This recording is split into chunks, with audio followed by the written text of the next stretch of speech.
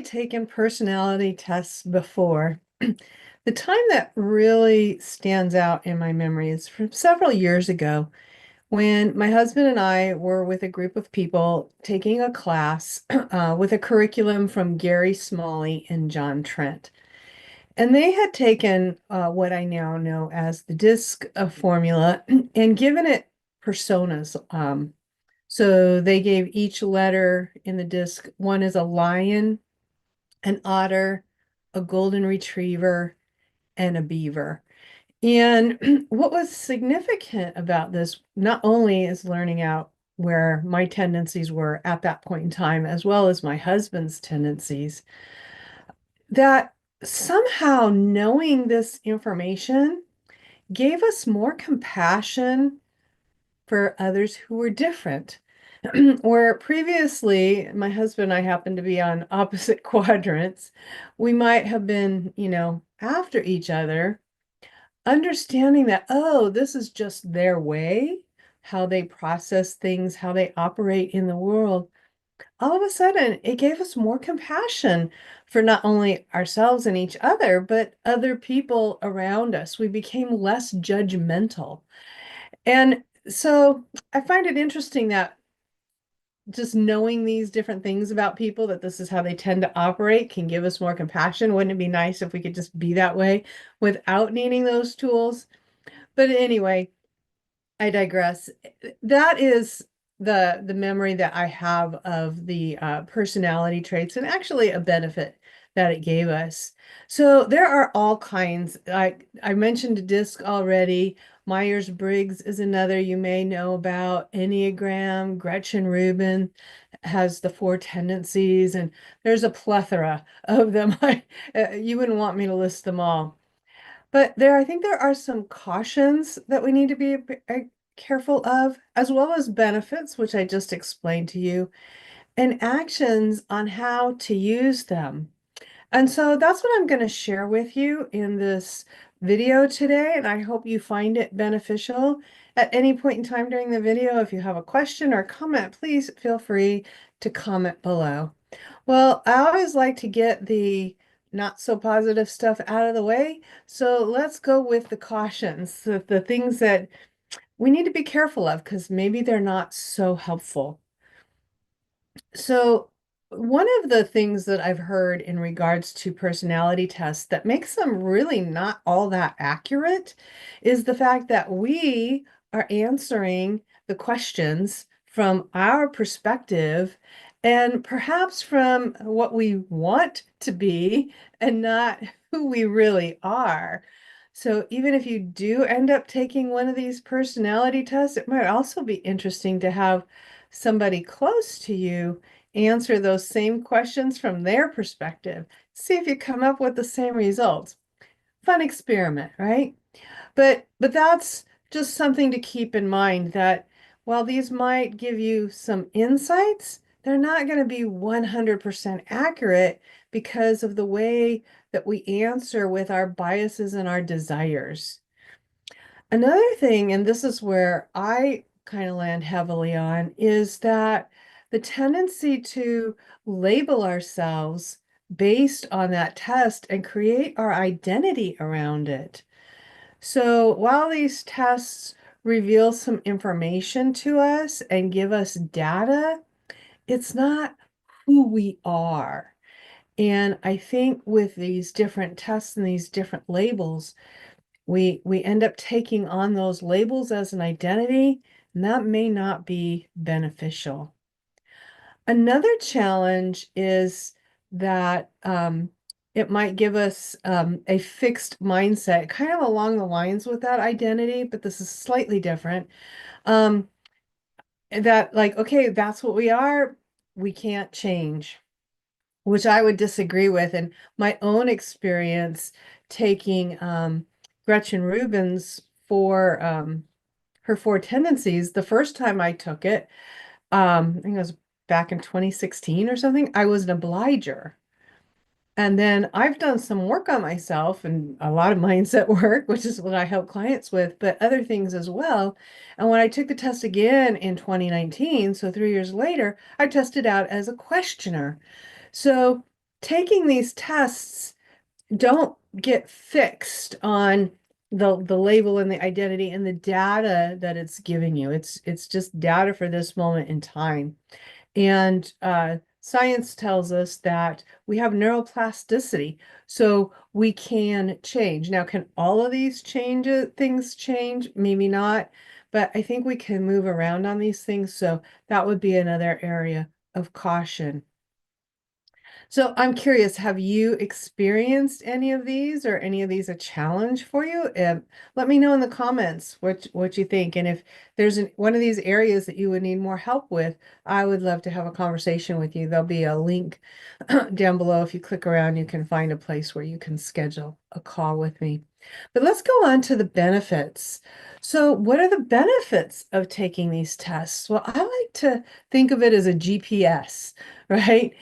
We're here now. This is what we have now. But if we're wanting to go someplace else, whether that's a goal or a way of being or somehow some way that we want to change our way of operating in the world, okay, well, we know where we are, and now we can start taking steps to moving forward or to moving, yeah, in a different direction or to a certain destination.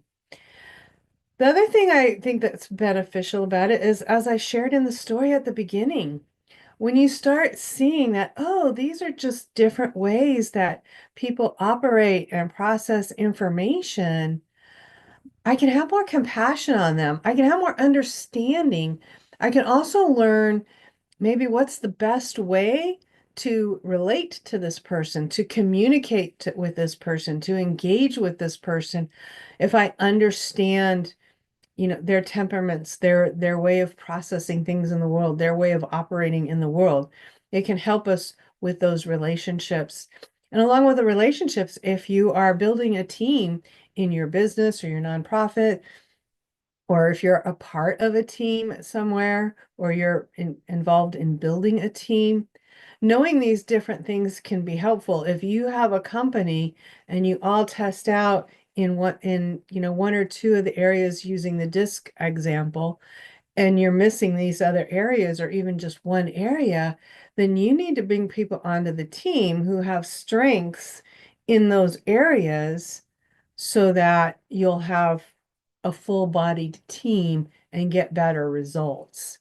And so those are some of the benefits. So now that you know all of these things or some of these things, how can you use it? So I think with these tests and being careful of the cautions, one of the ways to use it is understanding what your current tendencies are and use the strengths to help you achieve your goals and develop habits. So one thing that's actually two things coming up right at the moment. So one of the tendencies that I had with Gretchen Rubin's tendencies is to be more externally motivated. So in other words, I'll do something for other people, or if there's a deadline outside of myself, more consistently, readily than I will for an internal deadline that I set for myself. So knowing this, now I can look for ways to involve other people in my deadlines or attach my deadlines to external events so that I'll have a better chance of getting it done. Another one that I'm experimenting with that I'm learning and learned recently is, so on the DISC thing, I tend to test out higher on the people side of the quadrant, and I'm not going into all the tests here. That would be another video if I choose to do it. But I tend to fall on the people side of things. And so I had something on my daily list of things to do, which was prep for tomorrow, right? I know that if I prep the night before for the next day, I'm going to have a better day. It's going to get off to a better start, etc. And yet, oftentimes, I wasn't doing that at night. I was telling myself I was too tired or I didn't feel like it. Well, I made one simple shift recently of tonight me helps tomorrow me. And that, just changing that on the text on my little list that I check out, that I look at each day, has changed it. I have been much more successful in getting that nighttime prep done with that simple change. So, knowing what your tendencies are and how to frame things on your list. So, I'm experimenting with making my tasks more relationship and people oriented instead of task oriented because that's what motivates me and gets me moving. So that's how I think these tests can be helpful is understanding those things about you and using them to assist you and focusing on your strengths in that way. And then understanding other people, right? As we understand other people and how they operate, it's going to help us with setting our expectations. We aren't going to set an expectation for them based on our temperament. So again, using the DISC one, it's just the one I'm most familiar with, which would be that lion trait that I mentioned earlier. They're like super fast-paced, task-oriented, get things done, and they have high expectations from themselves. And they tend to put those same high expectations on other people. But guess what? Other people don't operate that way. So if they can have understanding of how other people operate, they aren't going to set these unrealistic expectations for them. So they won't be as disappointed.